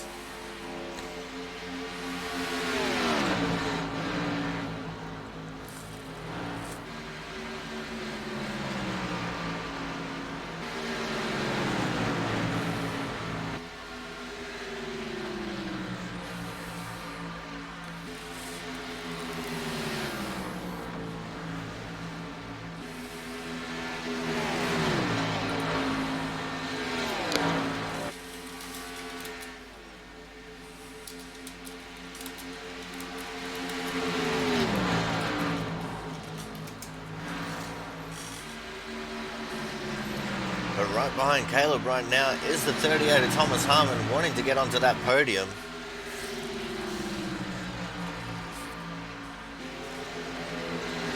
I think regardless of whether Caleb finishes on the podium or not, we might have to get him in here for an interview.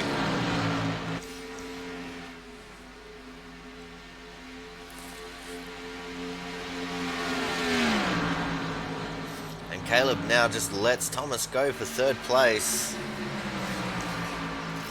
What can Thomas do to maybe try and get around Brian Chambliss?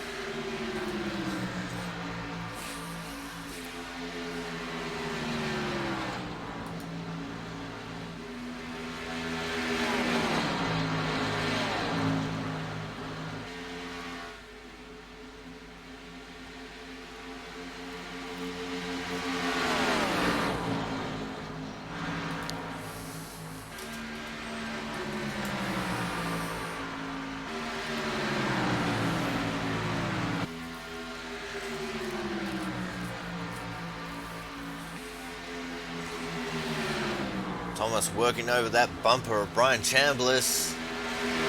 So we've got 6 laps to go. It'll be 5 when we come to the line next time. These guys 5.5 seconds adrift of the leader, Jonathan Hernandez. Thomas going for that big inside run. Can he get the move done? And he can. He got it at the line.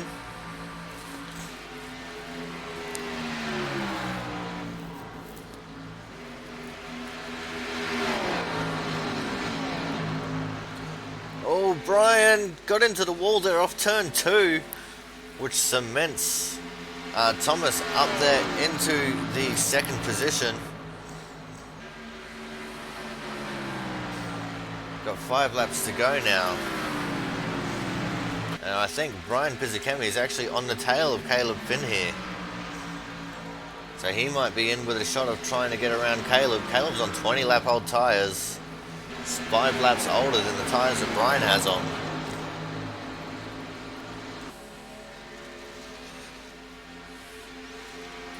But right now, we're going to focus on this man, Jonathan Hernandez. Absolutely killing it right now. He's got 5.5 second gap over Thomas Harmon. He's just cruising right now.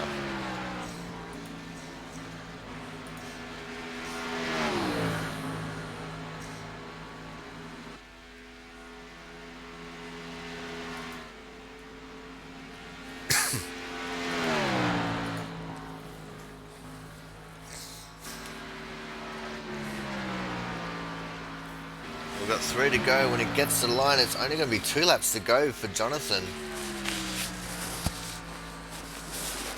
I think it'd be safe to say when Steve gets redeployed, Jonathan is right in the box seat to retake the points lead here.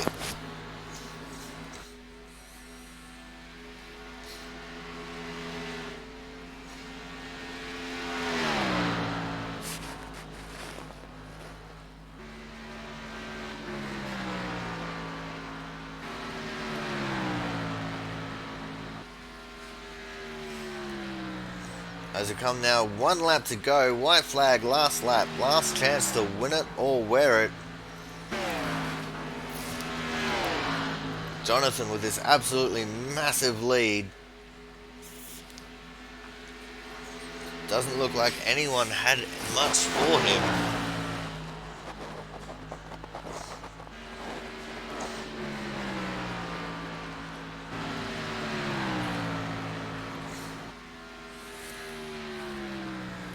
And there it is, the win for Jonathan Hernandez.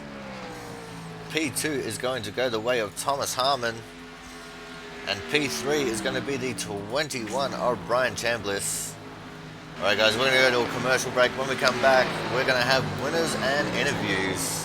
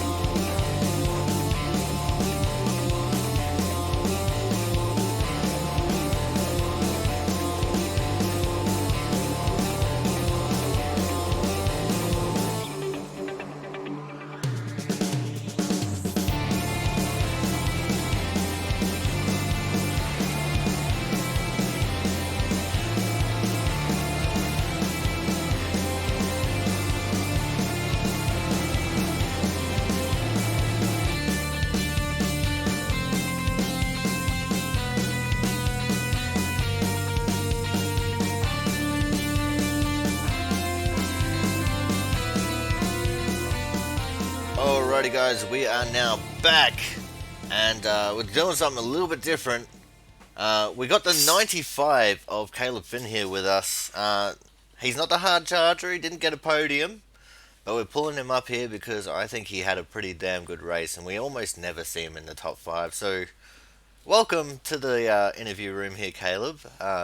It's good to finally have you up here, mate. Oh yeah. So, top 5, man. I think this is your first top 5 with the league. How was your car feeling today, and what was the strategy there with that last long green flag run? Yeah, with the last long green flag run, I kept going back and forth, either pitting late or pitting early like I did. I was planning on maybe trying 2 tires with a late pit stop, but I don't think 6 seconds saving in the pits would have gotten me much further up. So I decided to pit when the guy behind me pitted. I think it was Brian Chambliss. Yeah, I pitted when he pitted, and basically just waited for the tires to fall off. I thought I could get that podium, but the guys that pitted later with fresh tires, they had the clear advantage.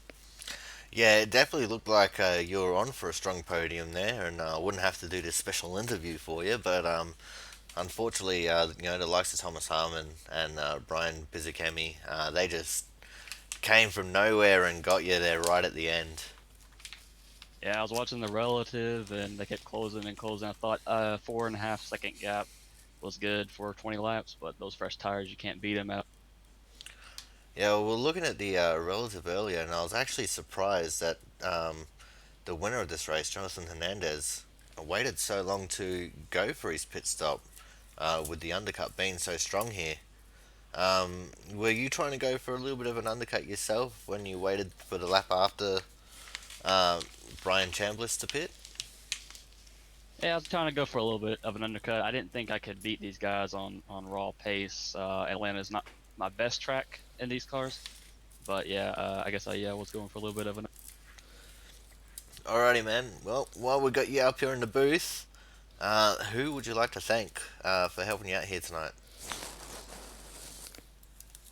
Hey, I just want to thank you for doing your interviews and for commentating over the race, because you do a good job every week. I try to catch it when I can if I'm not racing myself.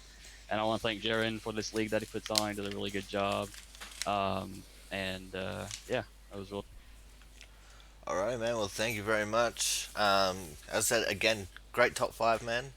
And we hope to see you in maybe the coming weeks. All right, thank you. Alrighty, guys. So that was the 95 of Caleb Finn. 5th place here. And a little bit of not knowing this, I haven't been checking my stats here properly. Next up, we are going to have the hard charger, who is probably very surprised that he just got put to where he was now. So we're going to go and reveal the hard charger. The hard charger for this week is actually going to be the 78 of Brian Pizzichemi. I know I butcher it every week, but you love it. You actually did great, dude. Yeah? Yeah.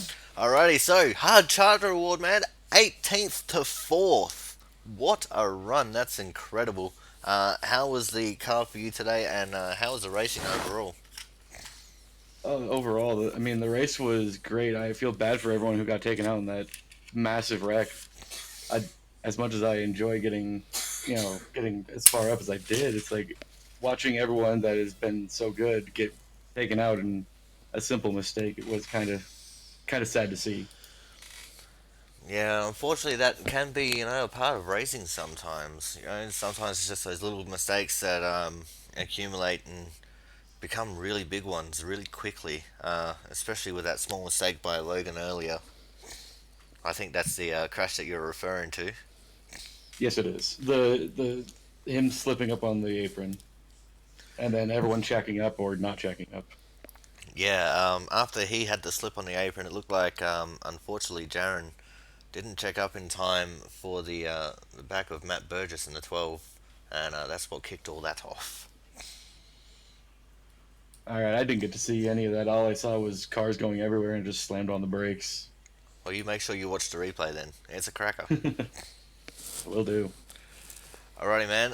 While we got you up here, who would you like to thank for helping you out here tonight. I'd like to thank Jonathan for making my paint scheme, and Jaren for hosting the league and the race. And honestly, this was a very sketchy race for me because it was tight and loose at the same time every lap. Alright, I see how it is. Don't thank the commentator. Corey, you're amazing too. Oh, thank you, thank you.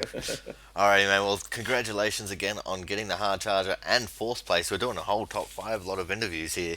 First time we've done that.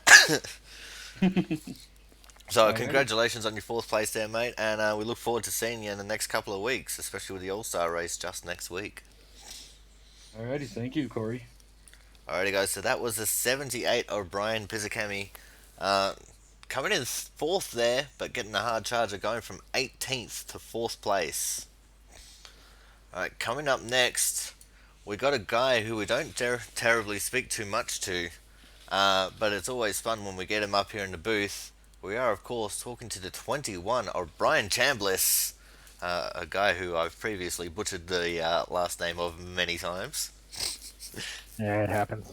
So how you going, Brian? Good race there for third. A bit of late strategy there. We're going for that bit of an undercut, almost getting the lead from Jonathan. How was it for you? The car for me was pretty stable all the way through. There, that last run before I decided to go ahead and do the undercut, I was saving a ton because I was just a few laps short. And I was like, maybe I can make it on fuel because I know these guys will have to pit. But it was coming down to it. I was like, if I save it, I'll end up losing it anyways just by being too slow. So I decided to go ahead and come in and pit. And it almost got me out front, but it was too much of an undercut and needed to do it a couple laps later to make it worth my while. Well, yeah, it definitely looked very interesting when we cut back to you and Jonathan, and you were sitting there and trying to battle him side by side when he just come out of the pits.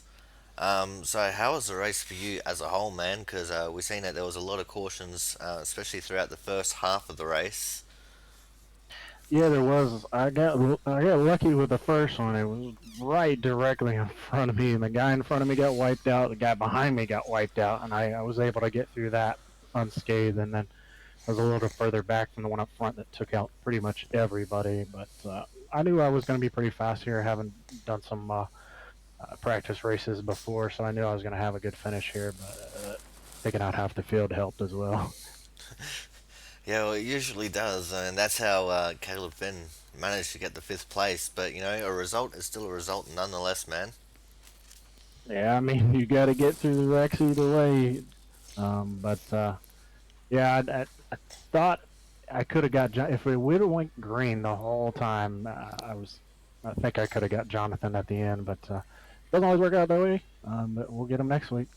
All right, man. Well, while we got you up here in the booth, who would you like to thank for helping you out here today? Yeah. So some of you guys may not know I'm an active duty military member, and I got some of my fallen brothers and sisters on the hood of the car there. If you want to take a look at that. But also want to thank this league. These guys do a great job, and you as well for putting on a great broadcast. Well, we are indeed going to go have a look at it now, as I got the free cam going. There we go, guys. Oh, get a better one. Appreciate it. So Elizabeth Jacobson, senior I can read sergeant. them off to you. Yeah, you go for it, man, because you probably got a better view of it. Yeah, it's Airman First Class Elizabeth Jacobson and Staff Sergeant Brian McElroy, Tech Sergeant Jason Norton, A1C Lee Bernard Chavis, Staff Sergeant John Self, Senior Airman Jason Nathan, Staff Sergeant Travis Griffin, First Lieutenant Joseph Helton, Senior Airman Nicholas Alden, Staff Sergeant Ton Labracchio, A1C Casey Ruiz, Senior Airman Nathan Sertain, Tech Sergeant Joseph Lem, and Staff Sergeant Bonacasa. Alright, well, thank you very much for that, Brian. It's always a pleasure to have you up here in the booth, man. And it's good to see that you're carrying so many people on your hood there. It's really good to see, especially with Memorial Weekend just gone. Yeah, always good to remember those that have won before us and pay the ultimate sacrifice for all of our freedoms. Really, I was been deployed plenty of times with the Aussies, and they've lost and given a bunch for this whole cause too. So we can never forget that. It's a lot of times people over here in the U.S. forget that it's a whole effort here. It's not just us. So appreciate it. No worries, man. All right, we're gonna throw you back into the pool there, and see you again next week for the All Stars race. Yeah, hopefully we'll be talking again. Alrighty, guys. So that was the 21 of Brian Chambliss. We're gonna throw him back into the pool here if he hasn't done so himself. No, he did it himself. So coming up next, we're gonna have our second place driver, which is gonna be the 38 of Thomas Harmon. Thomas, it was a hard fought slog there, but you managed to come home with a second place there. Yeah, I wanted to give Jonathan more of a run for his money, but the damage I got kind of slowed me down and made it a little tight in the corners. Um, at least on the end of a run, but at the beginning it was really loose. But rough night, really. I'll come. I'll be. I'm happy with the second place finish, and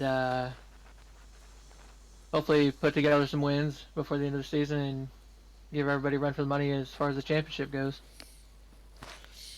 Well, it definitely looked like a very interesting race there, with a lot of action, especially all those cautions in the first half of the race.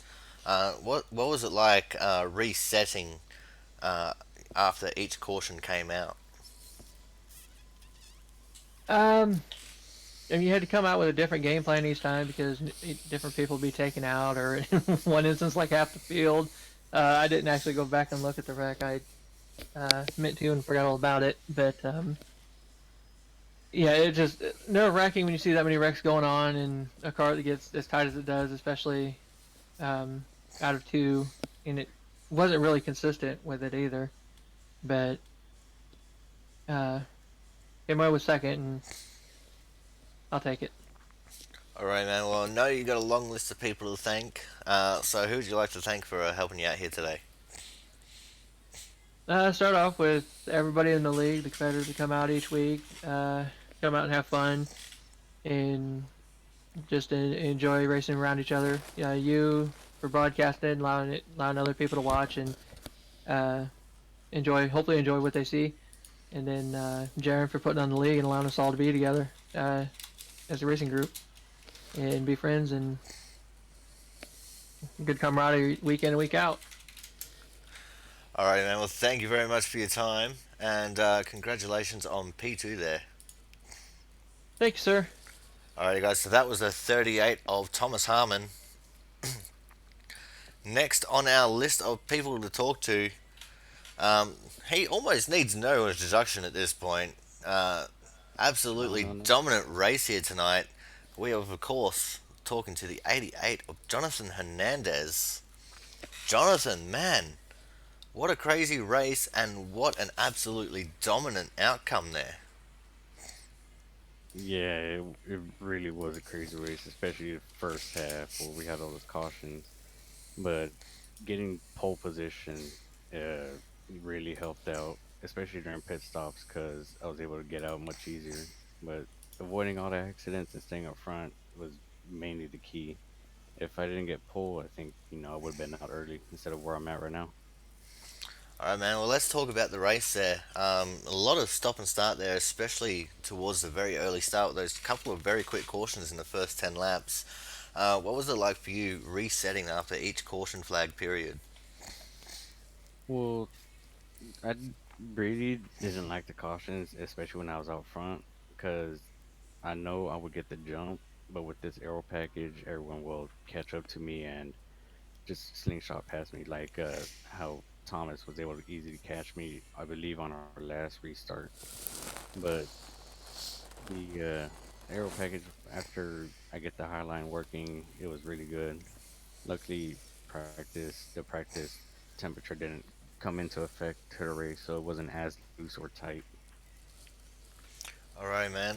Now let's talk about that long green flag run that we had. It was just long enough where you had to make that one last pit stop. So, what was the mindset with deciding when you wanted to pit? Because I thought personally that you might have left it a little bit too long there, and you almost did, with Brian Chambliss almost overtaking you there.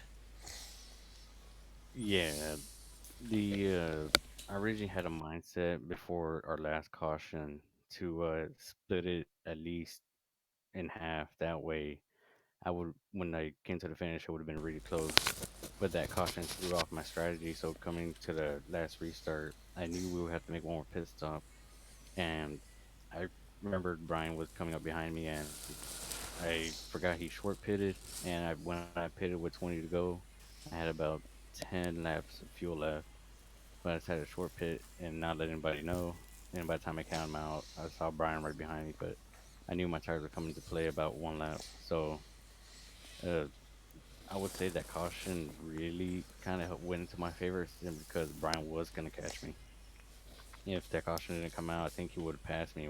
We would have had a really good battle for a lead coming to the finish. Now let's talk about this package a little bit because this is, a fairly different package to what most people are used to, with the dirty air and getting tight and then snap loose, um, and the difference of the car and the clean air. How did it all affect you both fighting through the pack, and then once you were able to get the lead there? Well, luckily, I don't know what it is with this package here at Atlanta, but it wasn't as bad with the aero push, especially with the tires going down, and it wasn't as bad as last week at Indy. But the clean air was everything, especially on after 15 laps. Because after 15 laps, I start pulling away, and I pulled away from Brian easily to 5 seconds, as you saw on the broadcast.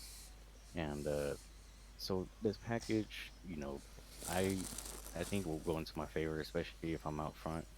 And since we do have 2 weeks off until the next race at Dover, uh, it gives me time to practice there because I know aero is still a factor there.